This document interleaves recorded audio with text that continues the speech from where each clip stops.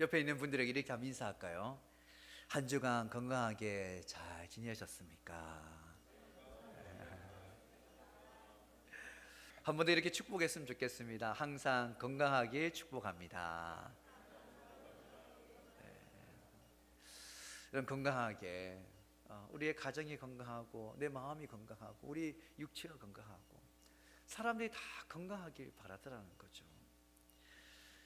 하지만 먹고 살기 바쁠 때는요 건강 챙길 겨를이 없어요. 이 사람들이 그래서 좀 여유가 생기고 그러면 제일 먼저 하는 일이 건강을 챙기는 일을 하더라고요. 이 건강을 챙긴다. 뭐부터 하면 좋을까? 사람들이 건강 챙긴다고 하면 제일 먼저 하는 게 약 먹는 거예요. 몸에 좋다는 이제 약을 먹는 거죠. 건강 보조제 식품 이거 많잖아요.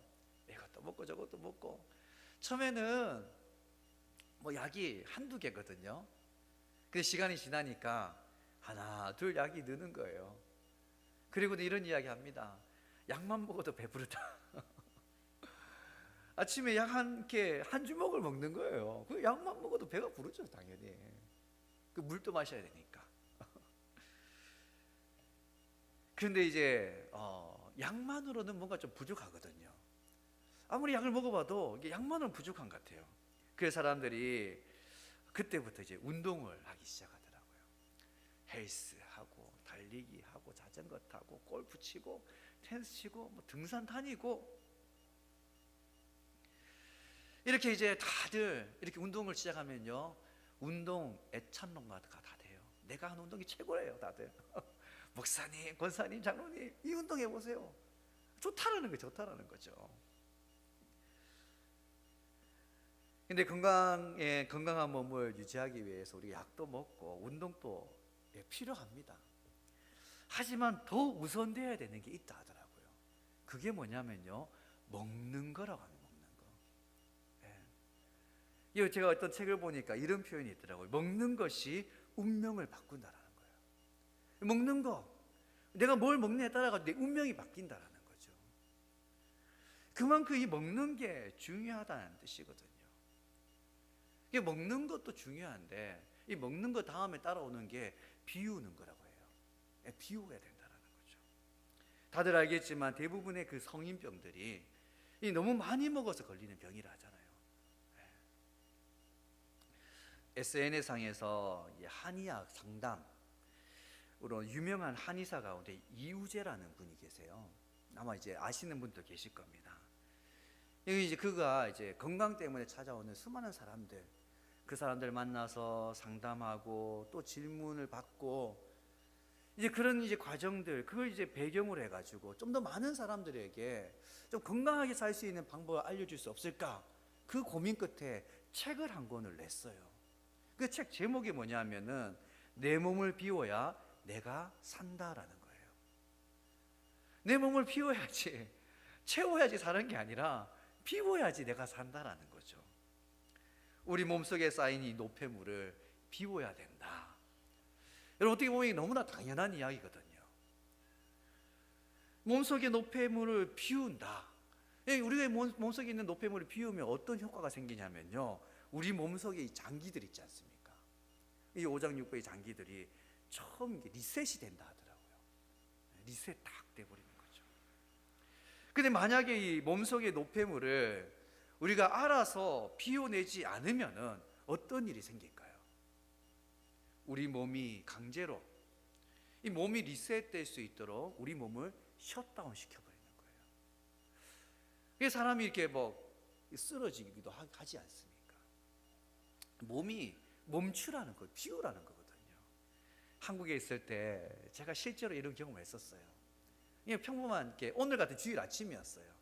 주일 아침에 이제 아침 챙겨 먹고 샤워하고 옷 갈아입고 교회 가려고 하는데 갑자기 몸살 난 것처럼 아프고 춥고 온몸에 기운이 쫙 빠지는 거죠.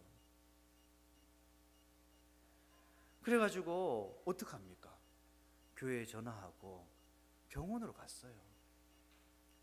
병원에 가니까 의사 선생님이 주사를 한 대 딱 맞으더라고요. 주사 한 대 놔주고 이제 상담하고 이제 주사 놔줬으면 상담하고 이렇게 주사를 한 대 딱 놔주고 그 의사 선생님이 저한테 하는 이야기가 뭐냐면요, 밀가루 음식 먹지 마세요라는 거예요. 밀가루로 된 음식 먹지 말랍니다, 저보고. 그리고 국물 있는 음식도 피하라는 거죠. 그리고 음식 먹을 때 꼭 씹어 먹으라는 거예요. 이건 초등학생들 다 하는 그거잖아요. 근데 그거 하라는 거, 그거 하라는 거. 집에 와가지고 죽이라도 좀 먹으면 기운이 나겠다 싶어가 죽 한 그릇, 이제 죽 한 숟가락 뜨려고 하는데 이 죽 한 숟가락도 안 넘어가더라고요, 그날. 강제로 이제 내 몸속을 다 비워버렸던 거예요.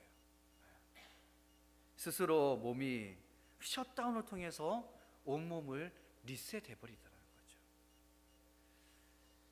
오늘 말씀해 보면은 하나님께서 이스라엘 백성들에게 이렇게 말씀하시거든요. 우리 레위기 19장 1절과 2절 말씀 우리 같이 보겠습니다.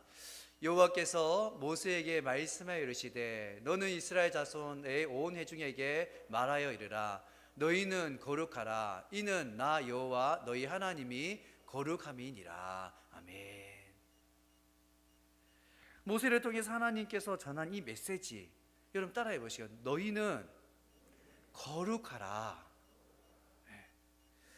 여러분 성경을 그래도 읽어보신 분들은 이 레위기가 어떤 내용을 담고 있는지 다들 잘 아실 거예요.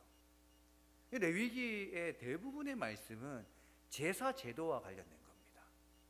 번제, 소제, 화목제, 이 제사 제도 있지 않습니까? 하나 제사를 어떻게 드려야 되는지 그 제사 제도와 관련된 내용이 가장 많은 부분을 차지해요. 그럼 제사를 드리려면은 제사장 세워야 되니까 제사장은 또 어떻게 세워야 되는지, 또 다양한 때마다 절기가 있으니까 이 절기는 어떻게 지키고 규례는 어떻게 지켜야 되는지, 이 내용이 레위기 전체 내용이에요. 그래서 오늘 우리가 읽기에는 이 레위기 말씀은 영어도 어렵고 그 내용 자체가 지금 시대와는 좀 거리가 이렇게 있어서 레위기가 우리에게 더 어렵게 느껴지더라는 거죠. 하지만 이 레위기의 주제는 그 어떤 성경보다도 아주 간단합니다. 그리고 아주 심플하고 명확해요. 레위기 주제가 뭘까? 레위기 19장 2절 말씀에 하나님이 이스라엘 백성이 뭘 요구하냐면 너희는 거룩하라는 거죠. 레위기 전체에 긴 이야기 같지만 단 한 문장으로 줄이면 너희는 거룩하라라는 거예요. 거룩하신 하나님께서 이스라엘 백성들에게 거룩을 요구하신다라는 것. 하나님께서 이스라엘 백성들에게 거룩, 즉 구별됨을 요구하신 이유가 무엇일까? 단순하게 그냥 거룩하라 이게 아니거든요. 그 이유는 바로 이 말씀을 가만히 읽어보면요, 비움에 있다라는 것을 알게 되어져요. 다시 말해서 하나님께서 하나님 백성에게 지금 이 거룩을 요구하는데 이 거룩이라는 것은 이스라엘 백성들에게 지금 필요한 비워내는 거라는 거죠. 다들 아시겠지만 이스라엘 백성들이 홍해를 이렇게 건너서 시내산에 오기 전에 430년 동안 애굽에서 살았거든요. 물론 처음에 애굽으로 넘어갈 때는 이주민으로서 고센 땅에서 살았어요. 하지만 요셉이 죽고 시간이 지나면서 애굽 사람들이 이스라엘 백성들을 노예로 삼아버리지 않습니까? 노예 생활을 430년 동안 했어요, 여러분.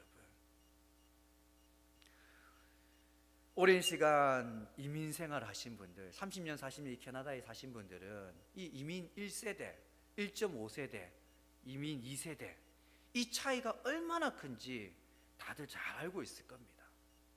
여러분 430년이면요 이 세대로 따지면 10손가락이 넘는 세대예요.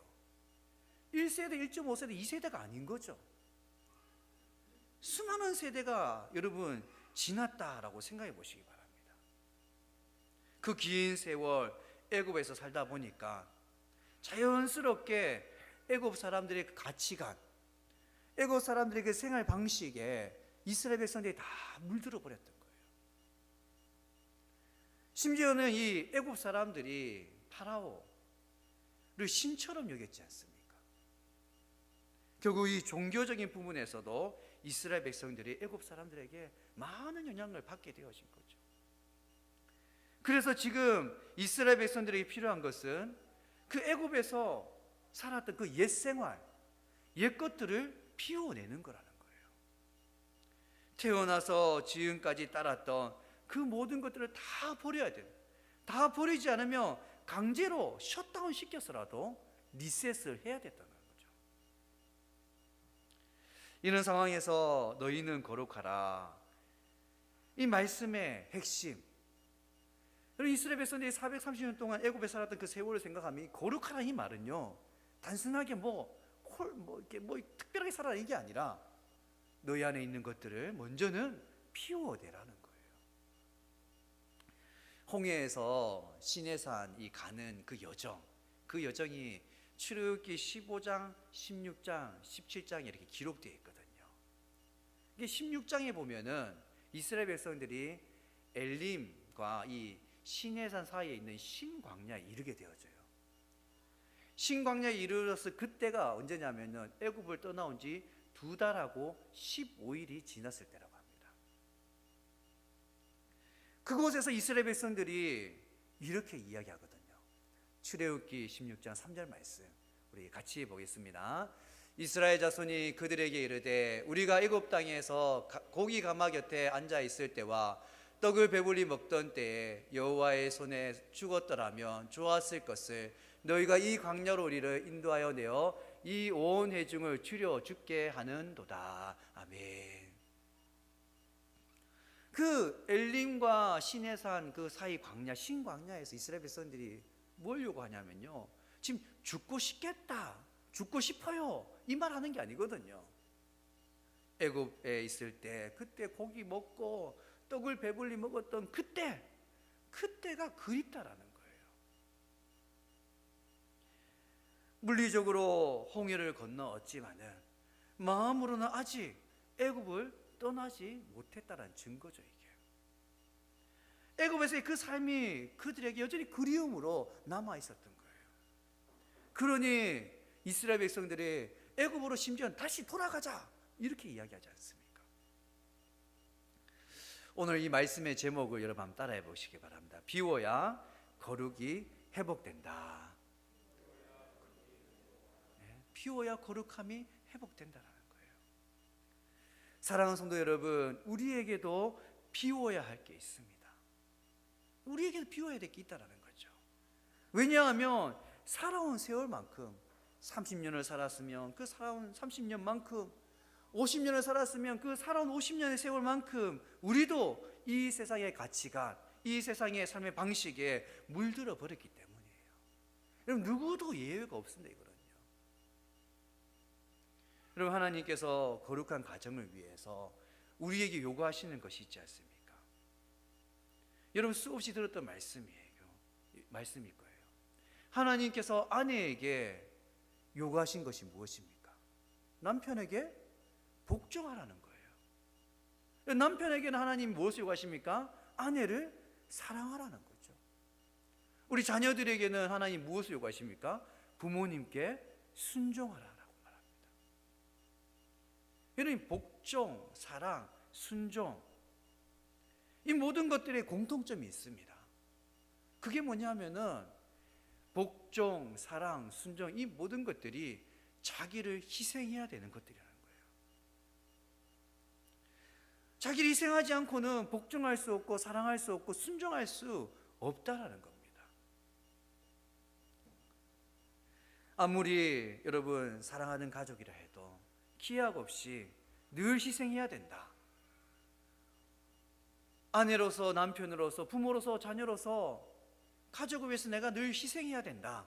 이거는 힘든 일이거든요. 이 쉽지 않은 일을 지금까지 잘 감당하고 있었는데 누군가 찾아와서 묻습니다. 너 그렇게 사는 게 행복해? 너 그렇게 사는 게 행복하냐라는 거예요. 그런 말 딱 들으면요, 어떤 생각이 드냐 하면은 참고 희생하며 산 세월을 생각하면 행복은 고사하고 억울한 마음이 들더라는 거예요. 내가 왜 이렇게 살았을까? 내가 뭐 하려고 이렇게 살았을까? 심지어는 내가 이렇게 살려고 결혼했나? 이런 생각까지 든다라는 거예요. 결혼을 앞둔 청춘 남녀에게 여러분, 왜 결혼하냐 물어보시기 바랍니다. 왜 결혼하냐 물으면요, 다들 행복을 이야기, 행복. 사랑하는 사람과 함께 있는 거, 그게 좋고 그냥 행복하다는 거예요. 그게 다 이제 그래 결혼하는 거지 않습니까? 그런데 막 위기에 있는 부부들, 이혼을 막 앞둔 부부들에게 한번 물어보시기 바랍니다. 왜 이혼하려고 하냐고. 그럼 열이면 열, 행복하지 않아서 이혼한다 할 거예요. 심지어 요즘은 행복하지 않아요. 행복하지 않는데 어떻게 계속 살 수 있냐고. 잘 선택했다, 잘했다, 이렇게 격려해주는 사회가 되어버렸지 않습니까? 여러분, 정말 이게 맞는 이야기일까요? 만약에 우리 자녀들, 우리는 다 결혼했지만요 우리 자녀들 아직 결혼 안 했잖아요. 결혼 앞둔 우리 자녀들에게 이렇게 가르쳐도 괜찮을까요, 여러분? 실제로 황혼 이혼을 부모님이 고민한다라면, 반대로 결혼한 자녀가 이혼하겠다가 찾아온다라면 여러분, 뭐라고 말해줘야 될까요? 쉽게 그래, 행복하지 않아? 그럼 어쩔 수 없지, 칼나서. 여러분, 이렇게 답변할 수 있는, 이렇게 대답해 줄 수 있는 문제가 아니더라는 거죠. 결국 여러분, 행복은 결혼의 이유도 될 수 없고 반대로 이혼의 사유도 될 수 없다는 사실을 여러분 기억하시기 바랍니다. 그런데 우리는 행복이 마치 결혼의 이유이고 목적인 것처럼 살아가더라는 거예요. 이게 세상의 가르침이에요. 이 세상의 가르침. 여기 가수 션 그리고 정혜영 부부 여러분 잘 아시잖아요. 이 부부가 아주 모범적인 크리스찬 연예인 부부거든요. 이 가수 션이 한 그 신문사 인터뷰에서 이런 이야기를 하더라고요. 결혼이라는 것은 원석과 원석이 만나서 깨어지고 다듬어져서 보석이 되어가는 과정이다라는 거예요. 이 결혼, 이게 이제 원석, 돌덩이 같은 그 원석이 있지 않습니까? 그게 이제 서로 만나가지고 막 깨어지고 부딪혀가지고 그래 다듬어지다 보니까 서로가 보석이 되어져 가는 것이 결혼 생활이라는 거예요. 여러분, 두 원석이 보석이 되기까지 얼마나 부딪혀야 될까요?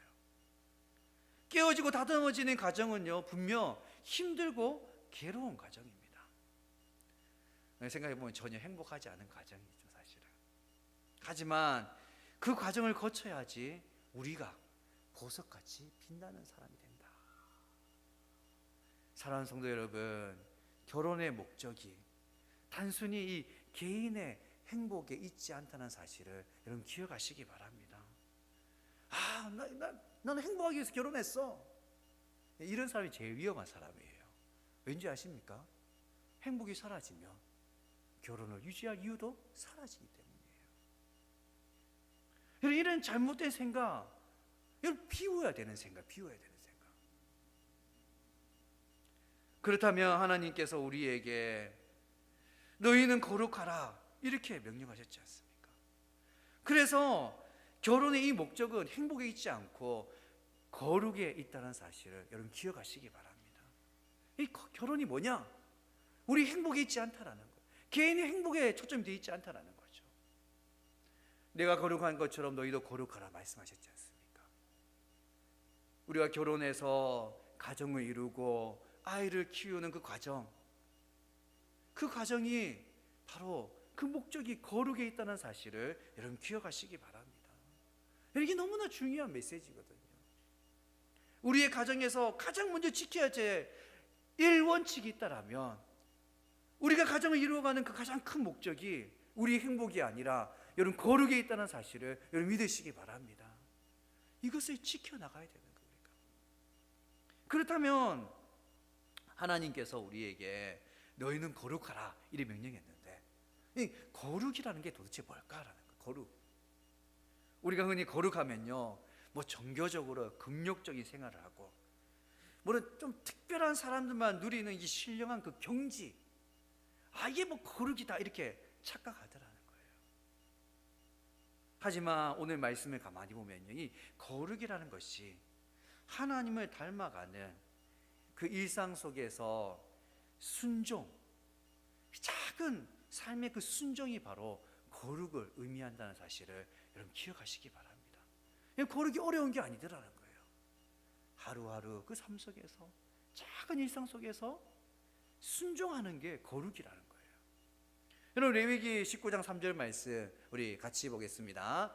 너희 각 사람은 부모를 경외하고 나의 안식일을 지키라. 나는 너희 하나님 여호와이니라. 아멘. 내가 거룩한 것처럼 너희도 거룩하라, 이렇게 말씀하신 그 하나님, 그 하나님께서 너희는 거룩하라 명령하시고 뭐 대단하게 뭐 어려운 이야기를 하지 않더라는 거예요. 가장 먼저 한 이야기가 너희 부모를 경외하라는 거예요.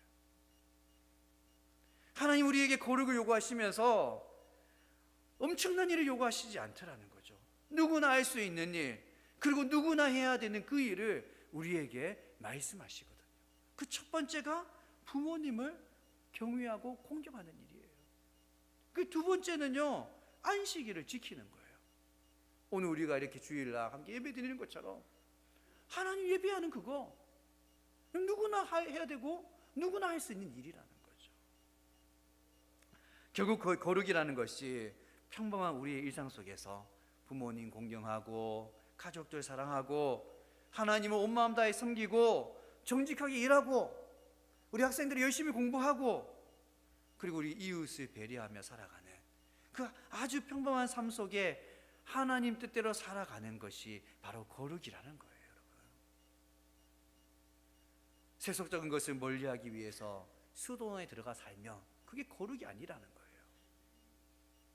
하나님 사랑, 이웃 사랑을 그 평범한 일상 속에서 실천하는 것, 그것이 바로 거룩이라는 사실을 여러분 믿으시기 바랍니다. 오늘 이 말씀을 준비하면서 우리가 지금 이 시간 다 함께 실천할 수 있는 작은 사랑의 표현이 뭐가 있을까? 제가 이 말씀을 이렇게 준비하면서 고민 많이 했어요.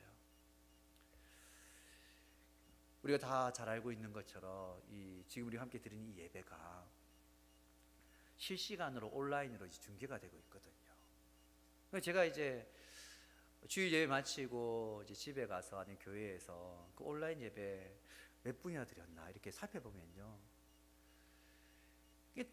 한 명도 온라인 예배를 안 드린 적은 없더라고요. 누군가 한 사람, 두 사람 와서 그 온라인 예배 드리고 있더라고요. 누가 매주 빠지지 않고 이 온라인 예배 참석하고 있을까? 여러분 생각하면 누가 떠오르십니까, 여러분? 목이 불편해서 병원에 누워 계신 이수성 권사님 딱 떠오르더라고요, 여러분. 유리 권사님이 지금 또 온라인으로 병원에서 이 영상을 보고 있어요. 영상을 또 예배 드리고 있을 거잖아요. 이 우리의 모습을 보면은 이 교인들이 얼마나 보고 싶을까? 얼마나 이 교회에 나오고 싶겠습니까, 여러분? 교회에도 나오고 싶고 성도들도 너무 보고 싶을 것 같아요. 그래서 오늘 이 예배 시간이지만 다들 핸드폰 한 꺼내 보세요, 여러분. 우리 교회 단톡방이 있죠. 단톡방에 들어가면요, 김홍희 지사님이 우리 지금 온라인 생중계되고 있는 예배를 이렇게 링크로 올려놨어요. 거기 딱 들어가면요, 예배도 나오는데 그 밑에 댓글도 달 수 있거든요. 그 댓글을 다는데 권사님 보고 계실 거니까 권사님 보시라고, 권사님 힘내세요, 권사님 사랑합니다, 권사님 기도하고 있습니다, 이렇게 댓글 달아주면요, 권사님 마음이 어떨까요? 성도들이 나를 이렇게 생각해 주는구나, 이런 마음이 들겠죠. 권사님이 그렇게 성도들이 나를 이렇게 생각해 주는구나, 이런 마음이 들면요, 우리 마음은 어떨까요? 우리 마음은 또 행복해지는 거예요. 얼마나 행복해요. 작은 메시지지만 이 온라인으로 권사님께 힘을 줄 수 있으니.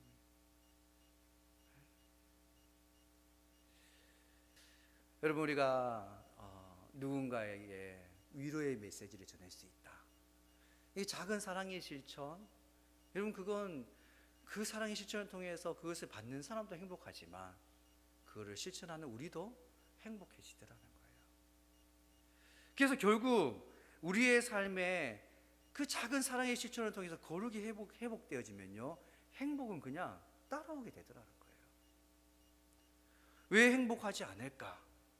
그것은 우리 안에 거룩이 회복되지 않았기 때문이에요. 우리 일상에서 거룩이 회복되어진다면 그때 진정한 행복이 우리의 삶에 찾아온다는 사실을 여러분 믿으시기 바랍니다. 여러분, 비워야지 거룩이 회복된다는 거예요. 사랑하는 성도 여러분, 우리가 비워야 될 게 참 많이 있잖아요. 우리 안에 이기적인 마음, 내 생각, 내 고집, 다 비워야 되거든요. 내 생각대로 남편이 내 마음대로 되나요? 아내가 내 마음대로 되나요? 자식이 내 마음대로 되나요? 안 되거든요. 그건 내려놓아야 되고 비워야 되는 것들이에요. 예수님도 자기를 부인하고 나를 따라했거든요. 여러분, 자기 부인이 뭡니까? 자기 부인은 결국 자기를 비우는 거거든요.